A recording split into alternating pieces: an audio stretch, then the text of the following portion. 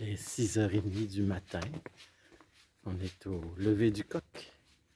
Et je quitte mon albergue. Si regarde sur l'albergue, vous voyez, il y a de la brume. Le petit bar est fermé. Tout est endormi. Encore. Et je m'en vais vers le village de Barcelo.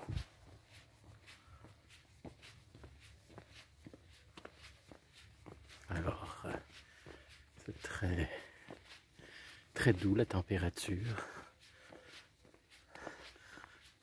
Ni froid, ni chaud.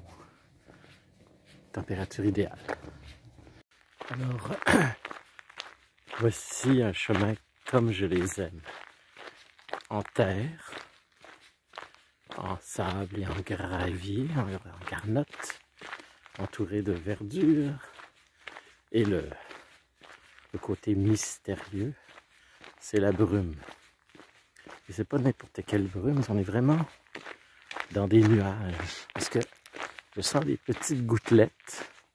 Mais ce n'est pas de la pluie, c'est carrément, je suis dans le nuage. C'est étonnant parce que au Québec, je suis un gars de la ville, hein, alors je suis pas habitué à ça, d'être dans les nuages. D'habitude, je les regarde de loin. Mais ça fait beau, c'est très charmant, c'est très mystérieux avec ces silhouettes fantomatiques des arbres. Alors là, on est dans la campagne profonde du Portugal. Et je peux vous dire, on dit l'Espagne, c'est abordable. Je pourrais dire que l'Espagne, je vais parler des prix. Je pense à ça, là, les particularités des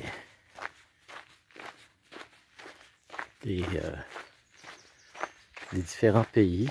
France, Espagne, Portugal, c'est les trois pays que j'ai fait que je fais durant ce voyage. Alors, la France, c'est évidemment le pays le plus cher. C'est le plus aisé, le plus riche. C'est clair. Même si toutes les régions ne sont pas identiques, des régions plus pauvres que d'autres. Et quand tu marches en France sur le chemin de Compostelle, les chemins de Compostelle passent plutôt par des régions moins nanties. Et tant mieux, parce que c'est beaucoup plus charmant. Les gens sont beaucoup plus accueillants, moins snob, donc c'est le pays le plus cher. L'Espagne vient ensuite. Et je peux vous dire, avec cette pandémie, avec cette inflation, les prix ont monté. Ça reste un tiers, je pourrais dire, moins cher que la France. Mais les prix montent. Donc, ils en profitent à monter les prix. Ils veulent rattraper tout ce manque à gagner pendant la pandémie. C'est normal, hein? On est dans le tourisme. Mais ça reste quand même moins cher. Comme je dis, un tiers moins cher que la France. Et quand vous arrivez au Portugal, alors là, c'est la surprise. Parce que là, c'est pas un tiers moins cher que l'Espagne.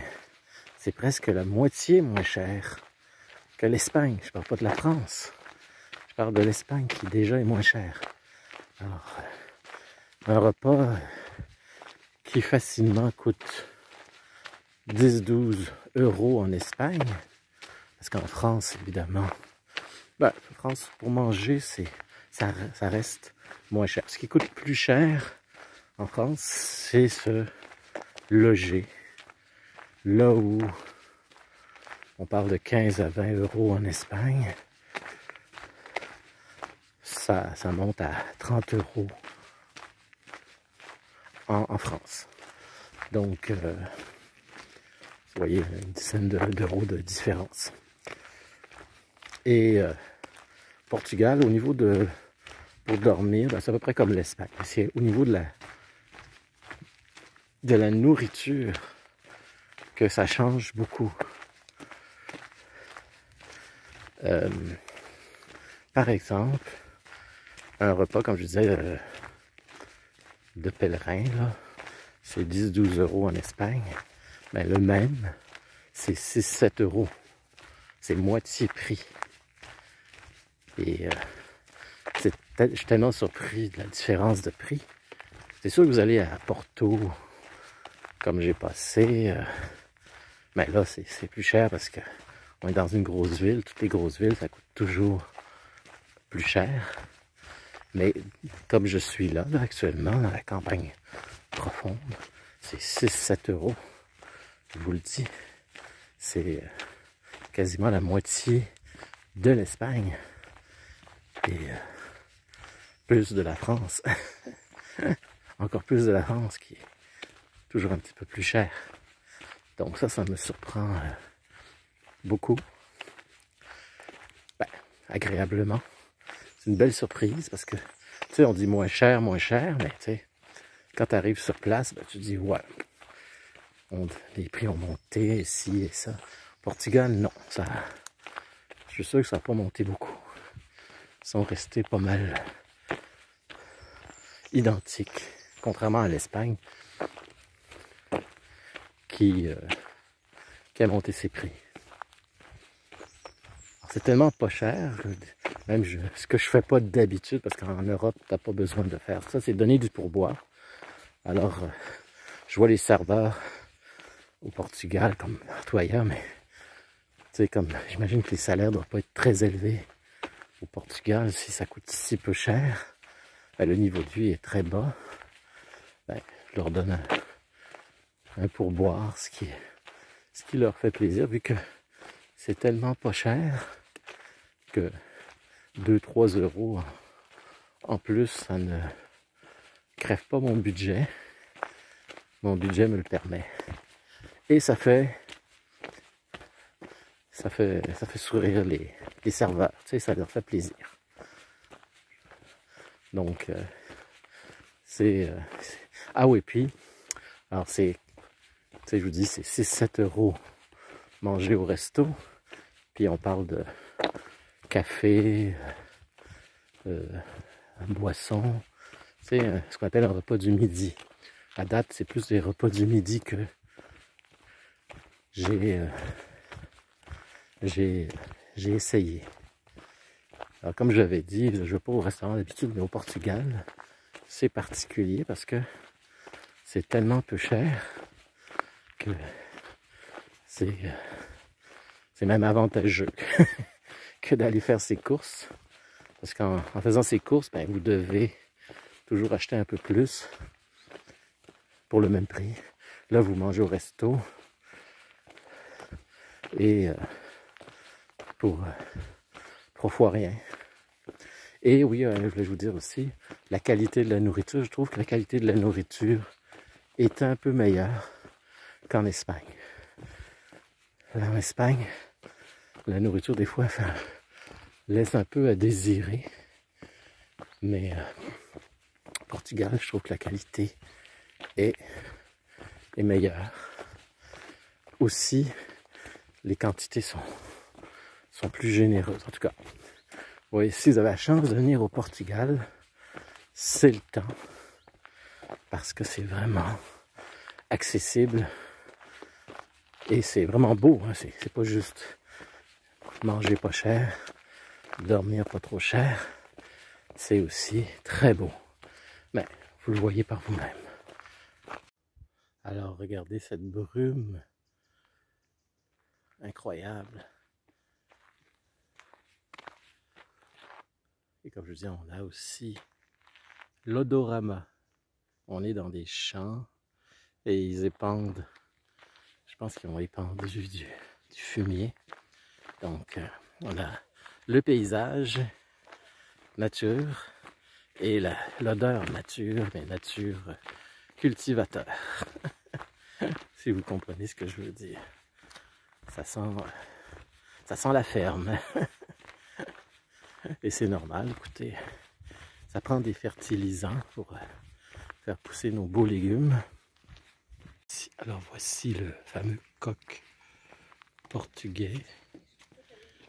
Voici de quoi il a l'air. Parce que comme j'ai déjà dit, le coq est l'emblème du Portugal, mais aussi de la France. Mais en France, c'est un coq plus traditionnel, tandis que le coq portugais, symbole du Portugal, est plus stylisé, comme vous pouvez le voir. Très coloré, très stylisé, très joli.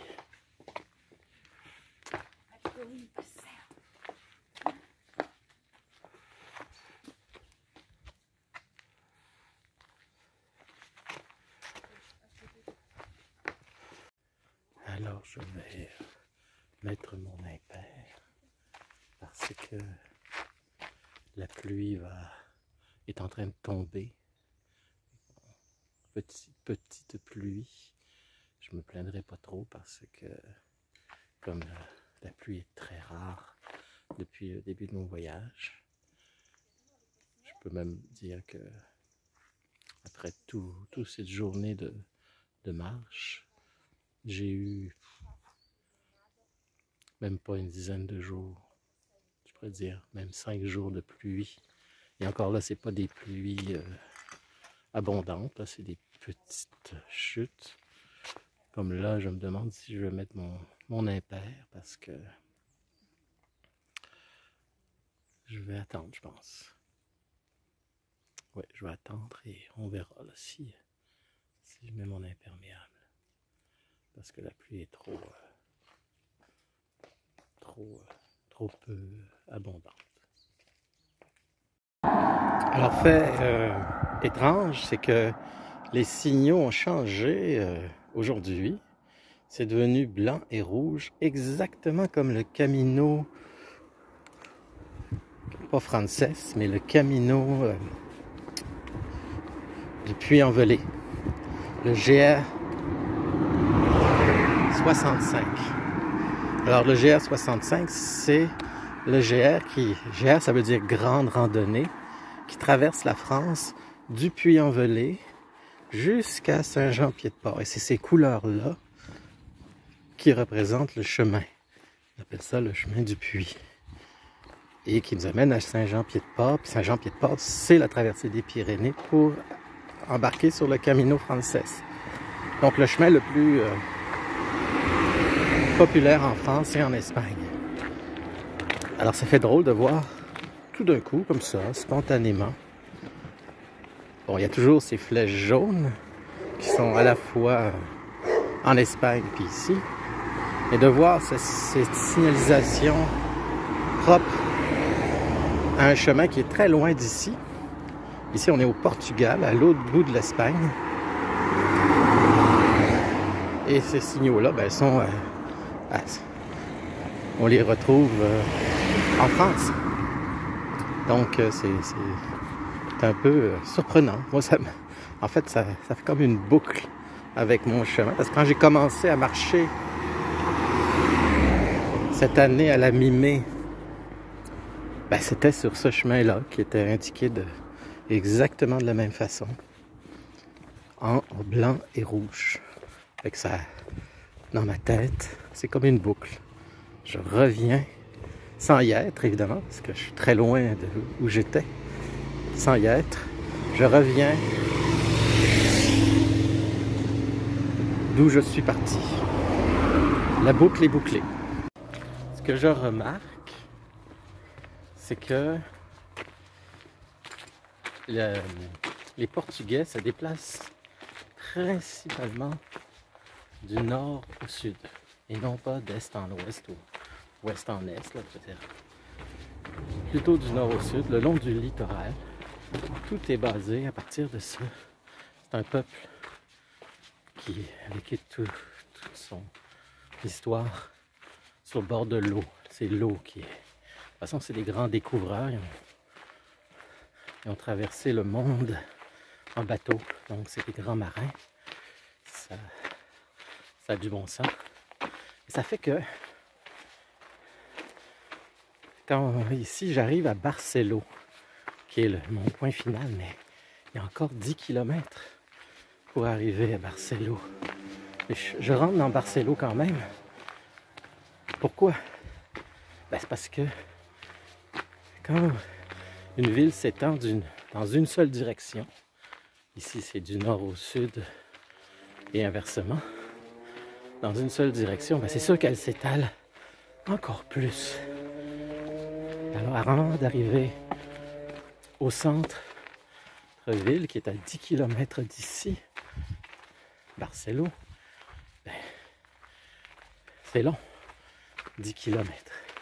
Mais en largeur, vous voyez, je suis sorti juste un petit peu de la route principale. Regardez, je suis dans la campagne, la plus totale.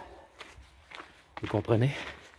Et ça explique aussi, quand je suis sorti de Porto, ça m'a pris une journée, vraiment, là, pour avoir l'impression d'être sorti de la ville. Donc c'est ça, le Portugal. Les villes sont grandes, mais le long du littoral. En tout cas, c'est ce que je constate. Il y a des choses logiques qui s'expliquent. Et c'est comme un casse-tête. Hein. Et un morceau qui manquait. Ben, là, j'ai compris le fait pourquoi la banlieue est si longue à Porto. Ben, c'est ça. Tout se développe dans une seule direction. Ben, dans deux directions, au nord puis au sud. Je vous montre ça parce que en marchant, j'ai vu l'architecture, la nouvelle architecture, pas les vieux édifices, les vieilles structures comme les églises et tout ça, c'est superbe. Mais j'ai trouvé que ce qu'ils faisaient maintenant, ça ressemblait plus à des bunkers. Et la preuve, regardez, ça c'est un nouveau développement d'appartements. Et regardez comment ça a l'air vraiment de... Bon, c'est de l'architecture, comment dire, bétonnée, carrée, LED. Ça s'apparenterait au camp de concentration ou à l'architecture communiste carrée et LED. Enfin, rien de beau. Donc, et c'est pas juste un projet, là, j'en ai vu finalisé, là, c'est du béton. C'est carré, ça n'a qu'un style. Et je peux comprendre que le béton, ça coûte moins cher, mais dans un pays si beau, comment le détruire? S'ils continuent comme ça, ils vont ruiner le paysage. Vous voyez ici, quand je vous raconte pas d'histoire, ça c'est un projet que je vous ai montré juste avant. Ben là, ça c'est un produit finalisé. Et vous n'allez pas me dire que ça fait pas béton sans âme. C'est horrible comparé à... Bon, ça c'est sûr que ça fait très classique, mais ça a plus de gueule, déjà un peu plus de gueule que ce que je viens de vous montrer. Juste en face. En fait, la maison portugaise ressemble sans prétention, là. On va-tu voir quelque chose? Ouais, ça ressemble plus à ça. C'est pas la plus belle, mais vous voyez que c'est ça a déjà un peu plus de style que ce que je viens de vous montrer, le béton, là, le bloc de béton horrible. Mais c'est ça que les Portugais font maintenant. Le projet, c'est ça. C'est hyper fonctionnel. Une boîte à chaussures et tu dors dans une boîte à chaussures. C'est ça. Alors j'arrive dans le village, celui que vous voyez au loin dans la brume la plus totale, de Pereira. C'est sûr que je vais faire un zoom parce que ça vaut vraiment la peine. C'est un village qui est dans la montagne. Que c'est beau. Là, on se sent vraiment, mais à 1000% au Portugal. Alors ceux qui ont vu des reportages, pas juste sur le Portugal, mais sur les Açores, les îles portugaises, là, je sais plus lesquelles, là. Mais en tout cas, toutes les îles qu'ils ont et le Portugal, là on se sent vraiment là, au Portugal. Le seul point négatif, mais je n'y peux rien, c'est comme ça, c'est la brume. Une journée pas brumeuse, très brumeuse, mais ça a certains charmes. Attendez, je vais me tasser des splendides arbres. Regardez ces arbres-là, comme ils sont beaux. Regardez ce jardin qui rend jaloux tous les jardiniers, pas moi, là, parce que je suis pas vraiment un jardinier, là, mais pour ceux qui jardinent vont être jaloux de cette nature verdoyante. J'imagine que cette brume humide, parce que je sens des petites gouttelettes dues à la brume, c'est bon pour la culture. Mais là, bientôt, on va voir la ville de Pereira. Waouh! Ça vaut le détour. Mais je suis pas en détour, je suis sur le chemin. C'est calme. On est le matin. C'est très calme. Ça donne un côté mystérieux au village. Ça y est, on commence à mieux le voir. Voilà.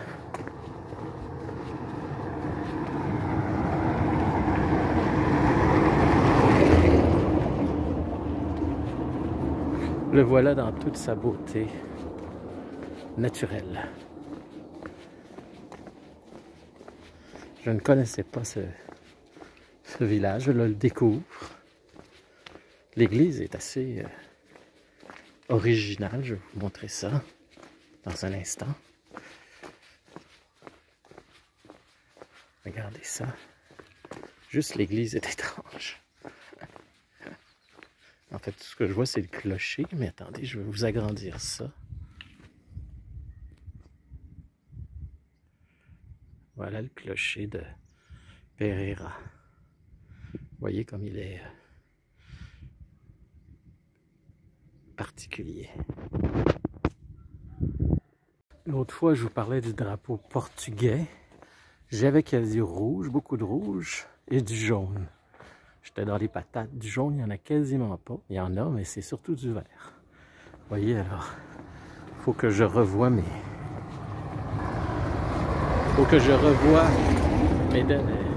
mon historique de drapeau parce que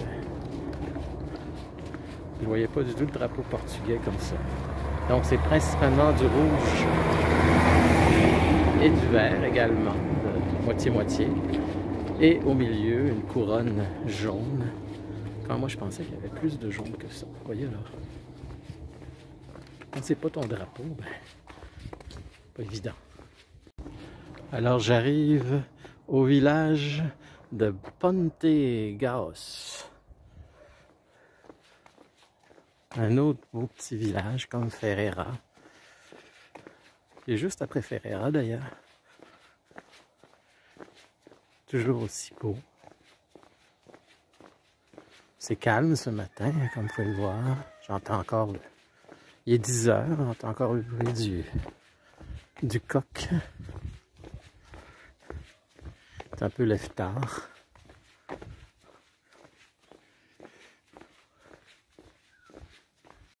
Alors le long du chemin, vous avez ce genre de petits, comment on pourrait appeler ça, des mini-chapelles. Alors, où ils adorent la Marie, la Sainte Vierge.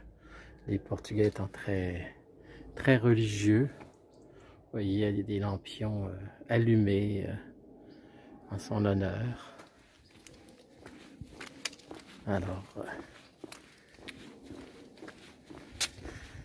ça fait partie du décor. Et sur le chemin de Compostelle, ben c'est un décor parfait. Alors tout à l'heure, j'avais montré une église, mais de très loin. C'est pas la même église. Là, on est dans Barcelo. Et mais vous voyez, l'architecture est la même. Vous voyez, le clocher ressemble. Et là, vous voyez plus son ensemble.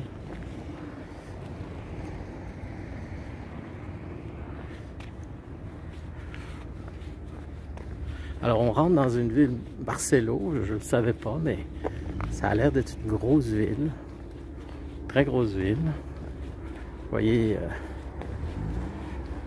je ne suis pas encore dans le cœur de la ville, je suis à peu près à 3 km du cœur de la ville. Et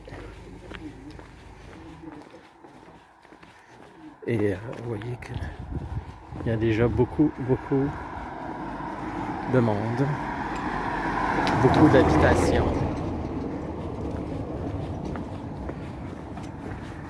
C'est assez dense. Alors, moi qui adore les tonnelles, les genres de ponts en vigne, regardez, un garage, une entrée de garage en tonnelle. C'est du magistral. J'ai jamais vu ça.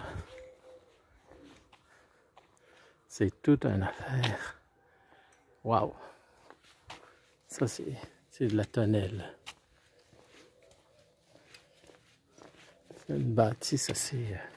c'est pas un individu, c'est industriel, vous voyez, regardez. C'est un édifice Calçados Barros Alcalde, je sais pas c'est quoi. Le logo, c'est un poulet, un coq.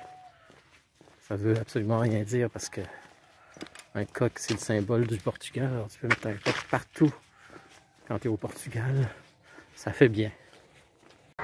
Alors je suis à Comillas, je traverse la grande ville. Là, je suis plus dans un coin résidentiel. Puis il est midi. En tout cas, il approche midi. Et c'est marrant parce que je sens la cuisine qui est en train de mijoter. Et je la remarque parce qu'elle est différente de la cuisine de chez nous. Alors, c'est des odeurs agréables qui embaument, qui sentent bon, qui sentent la bonne cuisine du terroir portugais. Et c'est là que je me dis, ben, les Portugais, ils ont une belle cuisine, ils savent bien apprêter. Donc, moi qui est encore là pour un mois au Portugal, ben, je vais sûrement me régaler. Parce que je reviens le 29 septembre. Donc vous avez encore à m'endurer jusqu'au 29 septembre. Façon de parler.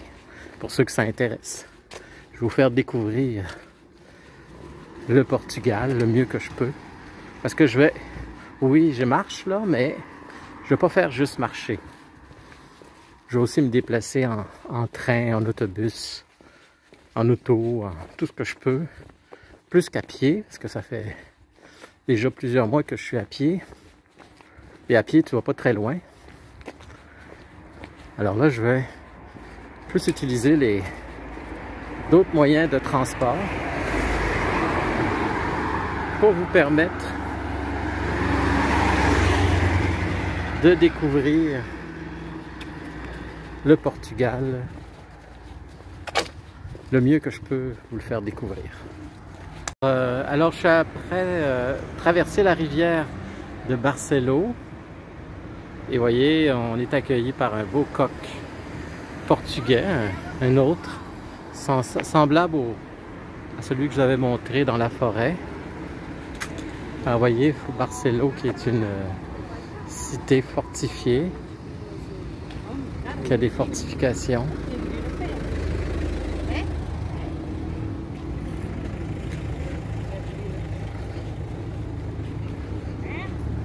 comme vous pouvez voir. Il y a même une plage. Là, c'est un peu gris. Il y avait même une plage.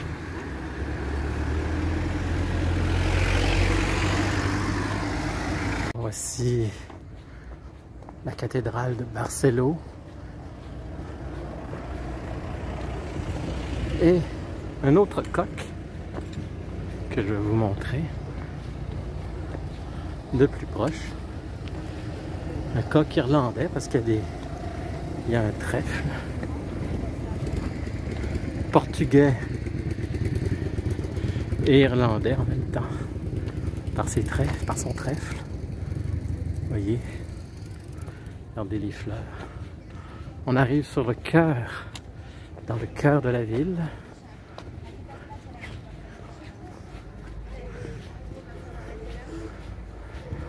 Heureusement, il y a moins de monde qu'à Porto.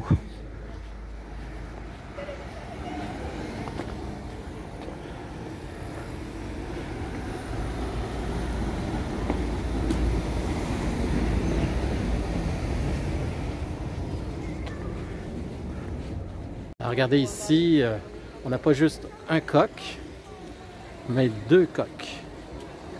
Juste derrière le panneau, j'en vois deux. Vous voyez? Regardez-moi alors, voyez mon coq. Et regardez toutes ces fleurs incroyablement colorées. C'est de toute beauté. Avec ce coq et ces fleurs, nous sommes au paradis des couleurs. Et cette petite fontaine charmante, cette place, toujours à Comillas, vraiment molto bellissimo. Regardez cette architecture incroyable et ces couleurs incroyables. Waouh, waouh, waouh! Je suis tombé à Comillas le jour du marché ou des antiquités. Alors, ceux qui adorent les antiquités, les trouvailles de toutes sortes, on est à la bonne place. Mais évidemment, moi, avec mon sac à dos qui doit tout traîner, je ne peux malheureusement rien acheter, mais je peux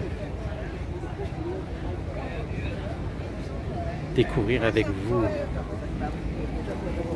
ce vide-grenier, cette immense vente de garage.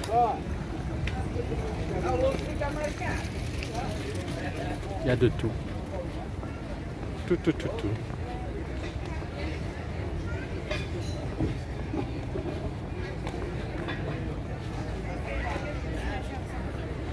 Voyez.